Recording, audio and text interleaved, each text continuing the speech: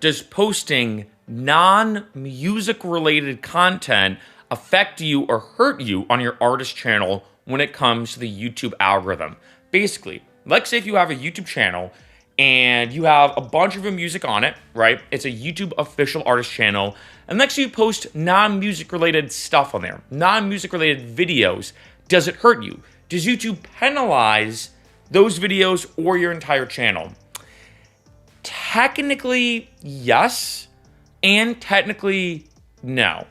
This could be, I'm not exaggerating, a multi-hour long video, like hours long video, if I really want to go into the nitty-gritty.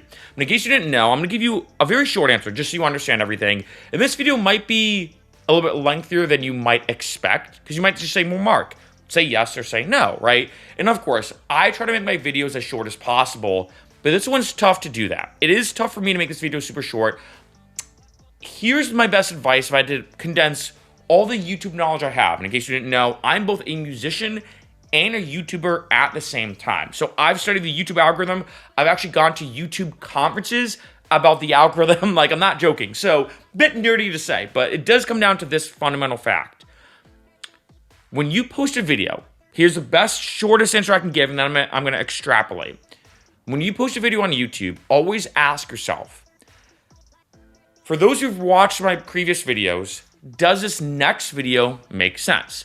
Is my channel binge-worthy? Is it bingeable? Similar to a Netflix TV show, or I guess a TV show on any network. If, let's say, post a video, is someone going to be excited to watch that video because they've watched my other videos, they love my channel, and they're really excited to watch the next one? That is the best advice I can give in the beginning. Here's really what it comes down to, is something called branding and developing a niche.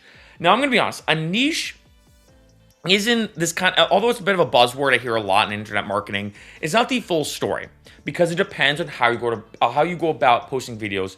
But here's the big issue with posting non-music related videos, is if, let's say, you post a music video, and a video that contains your music, and then let's say, and this is an example I've used in a few videos, you post a gardening video. Well, I think we can all agree, well, that doesn't really make any sense, right? You're probably not going to watch a gardening video. Excuse me, your subscribers are not going to watch that gardening video. And the big thing with YouTube is if, let's say, YouTube sees you post a bunch of videos and each one is getting a lot of views, they'll recommend all of your content more. There are three big metrics, 2/3 I'm going to talk about on this video. This is the nitty-gritty algorithmic stuff. One is CTR. I wouldn't really worry too much about that on this video. CTR stands for click-through rate. That comes down to things like titling, thumbnails, etc. The two big ones I want to talk about, though, for this particular question is the average view duration and the session view duration. Average view duration means how long does someone watch your video. Stress the word video. So let's say this video, I know how long it's going to be. Let's say it comes out to be 10 minutes long, for example, right? That means if someone watches the full 10 minutes, YouTube says, oh, wow, their average view duration was pretty high. They sat down and watched the entire video. Let's say this video, some people find it boring, or let's say most find it boring, and they only watch 1 minute of it. YouTube says, people didn't really watch that video as long. We're not going to penalize Mark, or Zigzag Production Studio, the channel, but we're just not going to recommend that video to as many people as possible. YouTube wants to see that people stay on YouTube as long as possible. That's all YouTube cares about. The second metric, kind of on top of that, on a global scale, is session view duration. What this means is when someone goes to your channel, how long do they stay on your channel, right? So kind of think of this similar to, like, say, a TV show on Netflix. I actually just finished up the TV show 3 Body Problem, which I love, by the way. Such a good show on Netflix. Now, you have two different things. You have one, how long does someone watch, like, say, the pilot episode, the first episode? If, let's say, people click out or back out after 10 minutes, Netflix might say, okay, people didn't really stay around that long. But if they watch the whole first episode, Netflix says, all right, that's good. But in a global scale, if Netflix says, you know what, on average, people not only watch 10 minutes of the first episode, I'm making this up, but on average, people sit and watch 3 episodes in a row, your average view duration on each episode will be the 100% completion of that episode. But they also stay around for another episode, and then another episode. So Netflix will boost it higher. YouTube does the same thing for your videos. Now, why is this important for this particular question? Well, it comes down to this. If, let's say you have, I'm making this up, let's say you're a hip-hop artist, and you have 5 hip hop songs in a row, and then say you do, and I'm trying to think of a good example, a video review, I don't know, I'm trying to think of a good example of, I'm trying to think of something around me, that's kind of unrelated, of a protein powder, I don't know. So let's say I have 5 videos in a row of my hip hop music, 1 video about protein powder. Well, let me ask you, would someone binge watch that? Now, your hardcore, dedicated subscribers, maybe 3% to 5% of your subscribers are hey, I like this person, I'm going to watch any of their videos. Doesn't matter what they post. But most are going to be I'm not going to watch this. And YouTube says, all right, so they're almost good video after good video, binge watching, random protein powder video, not that much.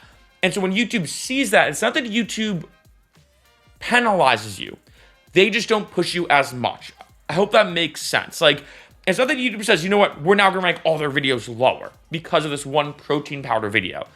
No, YouTube says, well, all the videos so far made sense in this niche, and now this one video is kind of random. We're not going to now push this video as much because if you think about it, just human psychology, yeah, maybe your average view duration on those videos were because people want to listen to your music, but your session view might tank because someone's not going to watch music video and then a protein powder video.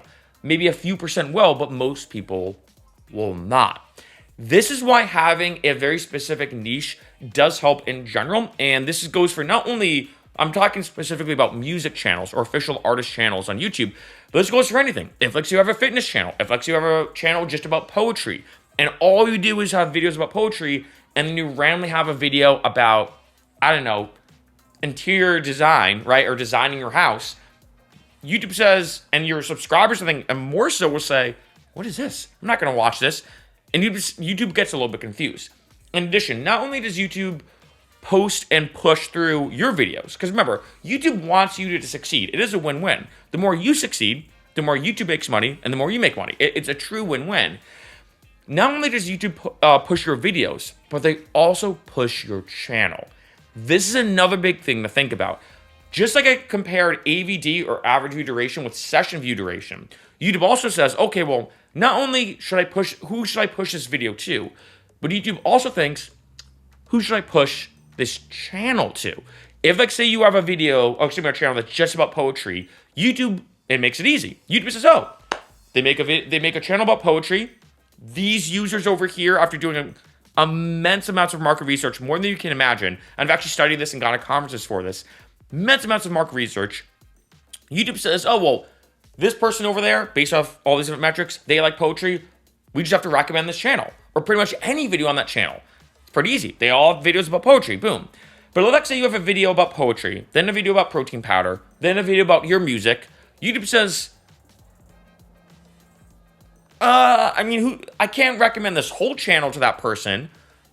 I don't know who to recommend this channel to. It's a bit of a variety channel, but I don't know, right? So this way it gets confusing. So YouTube says, okay, well, maybe this one person over here, I guess I can recommend this one particular protein powder video, but none of the other videos, right? So this one comes into play that having a niche, or basically, like I said before, when it comes to that TV analogy, making it easier for your subscribers to know what video is going to come next. So you may be wondering, with that being said, hopefully that makes sense. This is why this could, as you can imagine, turn into a massively longer video.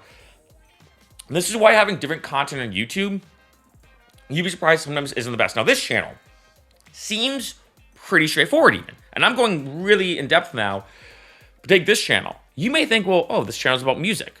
Of course that's the niche. But here's where things get interesting. If, say, and I know this, if I post a bunch of videos about free VST plugin reviews, I become the free VST channel. Then if I do a video like this, which is more on the side of music distribution, so my DistroKid tutorials, that's a very different niche as well compared to free VSTs, which is also a very different niche than if I only do Ableton tutorials or music production tutorials. So even in the world of music, this channel is still almost a quasi-variety channel, right? I know on this channel, I would do way better if I only did free VST plugin reviews. I know I would do way better if I only did DistroKid tutorials or Ableton tutorials or maybe more meta global distribution tutorials like this one, right? Talking about a lot of different things. But for me, I like having the variety because I feel like, at least to me, someone who I'd say used to not make money from music, now I do. I feel like these are all important. It's important to know how to release your music. It's important to know how to make music. And it's important to know all the nitty gritty, right? So, so as you can imagine, the more specialized you are, the better it is overall. With that all being said then, all right, let's go to the main kind of other side of this question is, does that mean you shouldn't post non-music related content on your channel? Well, it depends. One, if you're like, say, if money's not an issue and everything, I guess you can do what you want, right? There's no right or wrong answer, so I do want to say that. Two is always ask yourself, and I said this before in other videos, and I'll kind of say this quick, but in case you haven't seen some of my other videos, always ask yourself, does this relate to my brand? And I said this, I used these a couple examples before. Dylan Francis, the famous electronic artist and DJ, has comedy skits on his YouTube channel. They're non-music related, but that's also Dylan Francis, so it does make a lot of sense. Take Laid Back Luke. In the beginning of every one of his videos, he says he's a DJ, kung fu artist, and dedicated dad, right? So for Laid Back Luke, if let's say he has, hey, here's a DJ tutorial about how to do some crazy turntablist thing. Laid Back Luke is phenomenal when it comes to spinning and turntablism. And then let's say his next video is him giving, let's say, a kung fu class or something related to kung fu, very non-music related, but it's also, in an interesting way though, very Laid Back Luke related. In a non-music related way, doesn't make sense. But in his branding, it makes a lot of sense because that is Laid Back Luke. And granted, Laid Back Luke's doing fine. Like, he's mainly a DJ, 75, and that's a big thing too. Keep in mind too, it depends on what you are. For me, I'm both equally a musician and YouTuber, which is why I used to have one channel for my music and my other videos, and I separate it. Now I have a channel that's only music. For Laid Back Luke though, he's like, hey, I'm mainly focused on touring and performing. So YouTube is more of a thing I do on the side just for fun. So for him, that makes sense, right? And it does depend, again, coming down to your brand. It depends on how you want to do it. Let's say if you're a musician and you're touring now and you do tour vlogs. I know that's a big popular thing now, and it's a great strategy in my opinion. Tour vlog number 37, here I am at this venue, and we're doing this today. I'm in Phoenix, Arizona, and here's what I'm doing to perform, and blah, blah, blah. When it comes to all that kind of stuff, that, yeah, is it non-music related? I guess you could argue it because technically it's a vlog video. It's a bit of a different production style, all this kind of stuff, but it does relate to your brand. So these are the questions you do kind of have to ask yourself, right? Another thing I know a lot of artists do is tutorials, right? Like Alan Walker does almost these like tutorial slash vloggy slash like challenge like music videos. Very different than a music or a song related video, but it fits into his niche, right? So I think the big thing you have to ask yourself at the end of the day is, one, how do you want your branding to be, right? That's the first thing. For Laid Back Luke, it doesn't really make sense from a... It does. From an pure algorithmic perspective on YouTube, I'd say, the Kung Fu videos, maybe not the best. However, he has a massive following, right, in this Laid Back Luke, and his brand, it makes a lot of sense. And especially, too, with YouTube being such a video-related platform, I could see some people saying, hey, and this even happened to me, I could see some people saying, hey, you know what, I'm into Kung Fu, I'm into martial arts. And then I watch one of Laid Back Luke's videos. Oh, he's a DJ and a musician? Now they discover his music, right? So there are advantages. But the first thing I'd say is branding. I'd choose, if anything, branding over the algorithm first. The second thing, though, if let's say you're a beginning musician, you don't have a big following, if let's say you're just like, hey, I'm just trying to make it as an artist, I don't have this weird brandy thing, I just want to make it as an artist, I would say always ask yourself, is the video I'm posting next, similar to a TV series, does it relate to my channel algorithmically, right? And granted, maybe a tutorial does in a way. It was going to say a tour vlog or a travel vlog. It could add into your brand, right? Or it's even algorithmically, it could add into it because it's all related to music, right? That's a big thing you do have to ask yourself because, like I said earlier, jumping this video back now to the beginning, YouTube will not penalize you per se for having something very random, but YouTube won't push you as much because they really don't know who to push your channel to and who to push your videos to. YouTube likes to see reliability. If, like, say you have, I'm making this up, 10,000 views on every single video, and they're all about the same thing, and people are more likely to watch and stay watching the whole time, YouTube trusts your channel more to keep people on the platform, which is their number one goal.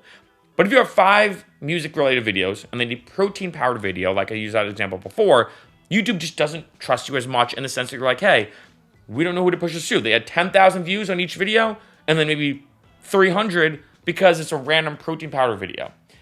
So at the end of the day, it all comes down to two things, like I said, branding and the algorithm. And I will choose branding over the algorithm. But you do need to decide for each video you post, does it relate to the type of musician you want to be known for? If the answer is yes, do that, right? And like, I use this example sometimes, posting like our gardening video. Hey, maybe you're the gardening DJ. Maybe you make new age and soundscapes music. And to me, this would make sense. I'll be honest, this would make sense that you're like, hey, I make relaxing, calm music like Enya, for example.